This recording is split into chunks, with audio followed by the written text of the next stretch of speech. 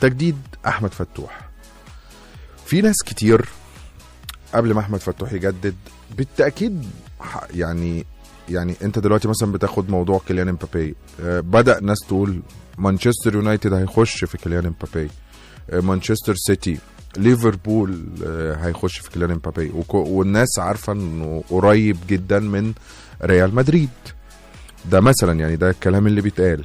النهارده احمد فتوح طول ما هو خلاص عاده بينتهي وهو من افضل اللعيبه في مكانه داخل مصر ومن اللعيبه الدوليه، وشفنا قد ايه فيتوريا بيعتمد عليه، فاكيد الاشاعات هتبقى كتير.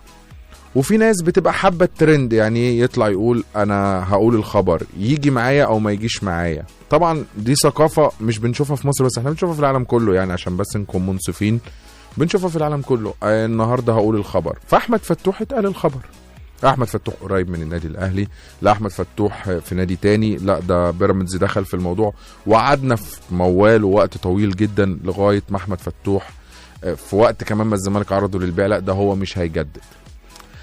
ايا كان وايا كان كمان مره، الزمالك نجح في الاخر انه يجدد لواحد من اهم لاعبته. ده انتصار لمجلس اداره نادي الزمالك، ان انت يبقى عندك لعيب دولي وبالامكانيات دي وقدرت تحافظ عليه مهما كانت بقى الطريقه، ما بيقولوا كل واحد وليه طريقته، مهما كانت الطريقه هو نجح انه يبقى عنده اللاعب اللي هو مهتم بيه.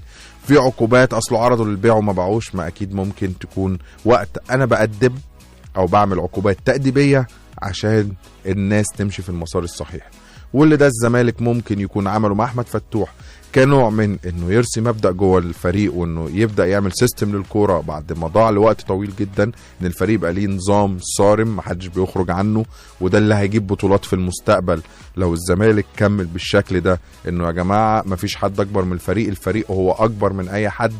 وده اللي بيعجبني في لوجو النادي الاهلي، الناس في الاهلي حتى سواء جمهور او لعيبه ما بيتعاملوش بالعاطفه، بيتعاملوا بتجيب بطولات انت تمام، ما بتجيبش بطولات تعالى نقعد نتحاسب. وهو ده واضح المنهج اللي الزمالك هيختاره الفتره الجايه، وده اللي بدا بموضوع الثلاثي اللي كان على عقوبات.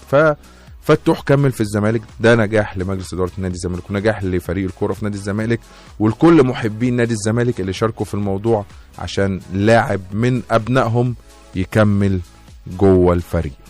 فده موضوع فتوح، واكيد ده درس، لان المصدر يعني دايما يقول لك الكبار في الشغلانه بتاعتنا يقول لك دور على كذا مصدر ما تاخدش المعلومه، فاكيد في ناس لازم تراجع مصادرها، لانه فتوح في كذا فتوح في كذا فتوح في كذا، هو مش ترند وهو مش تفاعل وهو مش مشاهدات، دي مصداقيه، فلازم الناس تحافظ عليها.